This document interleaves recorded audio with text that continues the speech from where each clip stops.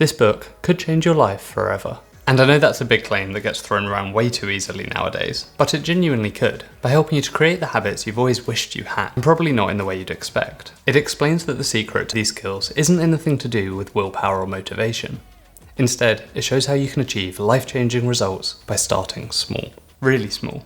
Tiny, in fact. Like putting on your gym shoes each day, even if you don't go to the gym. And while this sounds too good to be true, this book is written by a world-leading expert on behaviour design. He founded the Behaviour Design Lab at Stanford University, and since then he's shown over 60,000 people how to change their own lives with his methods. In this video, I'll first explain why some habits are so easy to form and why some are so hard. Then, some of his extraordinary findings on making a habit stick fast, in some cases literally after the first day. And finally, a quick way to start using the method right now. I'll also tell you how this book compares to the most popular habit book, Atomic Habits. But first, why is it that some habits stick immediately, while others we can't get ourselves to do no matter how much we want to? Well, to explain this, we're going to need these. These little letters represent the formula for human behaviour. A behaviour occurs when you have enough motivation, ability, and a prompt. If you're missing any of them, the behaviour won't occur. Let's say the behaviour is going to the gym after work. You have the ability because you have a gym membership, and you have a prompt because you're going when you finish work. But motivation might be there on some days, and on others it might not. And that's why this behaviour doesn't always happen. Or, let's say your behaviour is to do your laundry when you're working from home. You have the ability because you're at home, and you want clean clothes so you're motivated. But if you don't have a prompt, there's a good chance you'll forget because you'll be distracted by work. Now, if you've read any other books on habits, this concept might seem quite familiar. But this book takes the concept a bit deeper. The author explains that motivation is inconsistent.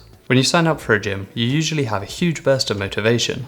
But then, over time, that motivation dwindles and you slowly go less and less. And this is why the majority of the people who sign up to the gym as a New Year's resolution have given up by February. So, how do we keep these habits even when we have very little motivation? Well, we need to make our behaviour so easy to do that we can do it even when motivation is low. Don't make the habit going to the gym, because that requires lots of motivation. Instead, you can make it just putting on your gym shoes. This tiny habit doesn't seem like much, but that's the point. You can put on your gym shoes even on days when you're tired and don't want to go. Some days you'll have the motivation to go to the gym, and on others you won't, and that's okay. The important thing is that you keep consistently doing the habit. Now, I'll admit, when I first started reading this, I thought it was a bit ridiculous. I thought, if I want to go to the gym regularly, I should just do it.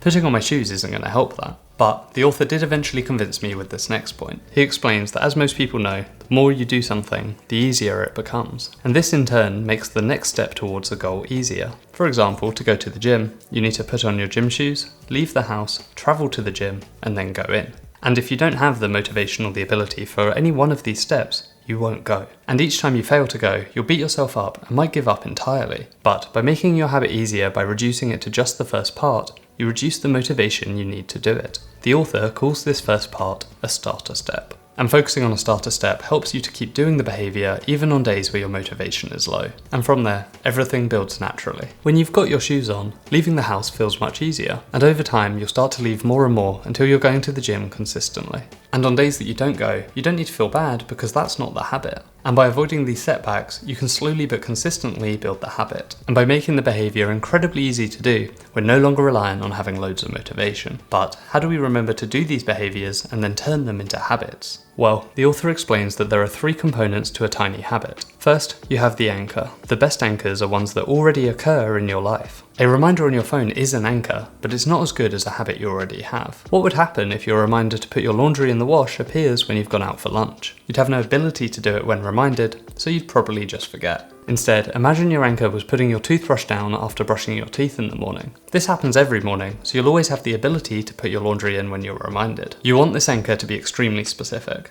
and ideally the last step of something you already do. The last step of brushing your teeth is putting down your toothbrush, so use that as an anchor rather than just brushing your teeth. Then we have the behaviour itself, which you do immediately after the anchor. And again, you want this to be the smallest action possible. And the third component is, in my opinion, the most interesting part of this whole book, the celebration. The author explains that the best way to make a habit stick is to celebrate at 3 key stages. 1, when you remember to do the habit. 2, when you're doing it.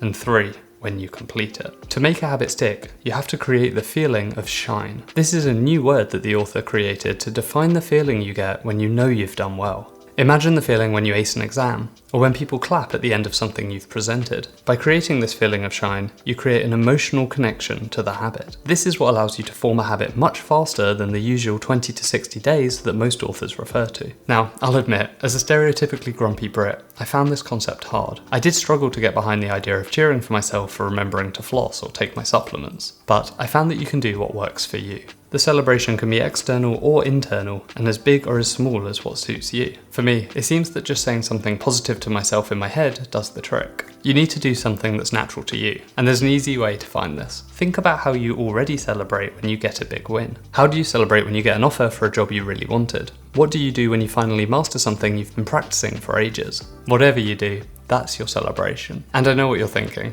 This is a nice idea, but does it actually work? Well, I've been implementing this method for a few weeks now to improve some of my own habits. In a previous video, I explained how I moved my supplements to near my coffee to remind myself to take them, and this mostly worked. I went from rarely taking them to taking them most of the time. But after reading the book, I got more specific. I updated my anchor to be starting the coffee machine for the first coffee of the day. And for my celebration, I remembered to say something positive to myself at each stage. It felt a bit unnatural at first, but amazingly, I've not missed a day since. No reminders on my phone and no tracking.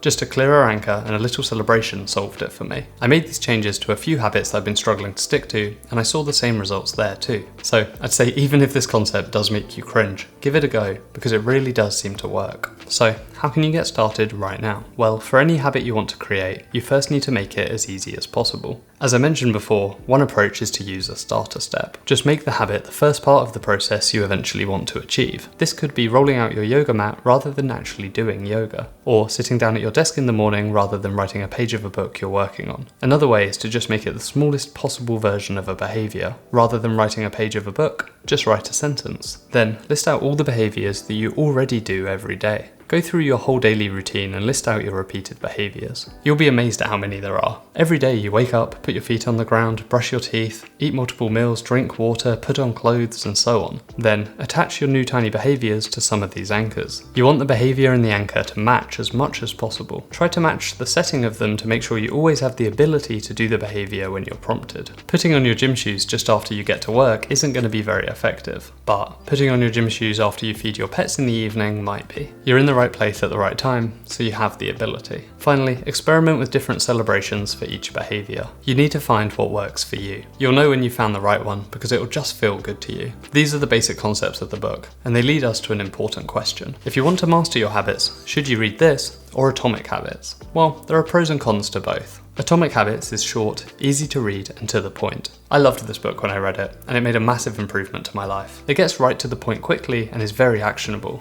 This book is a little bit longer, much more complex, and a bit more of a time investment. But I will say that it comes with a level of depth that I've not seen before on the topic. If you're serious about making lasting changes to your life, I suggest you read this. It explains in detail how to create good habits, how to systematically break down bad ones, how to grow your habits from tiny to transformative, and even how to help others with what you learn. Take the time to read it properly and complete the exercises at the end of each chapter. You'll be really glad you did. If you want to get started, the author has got lots of great free online resources that you can use straight away. I'll include links to each of them in the description. Thank you so much for watching. Have a great day.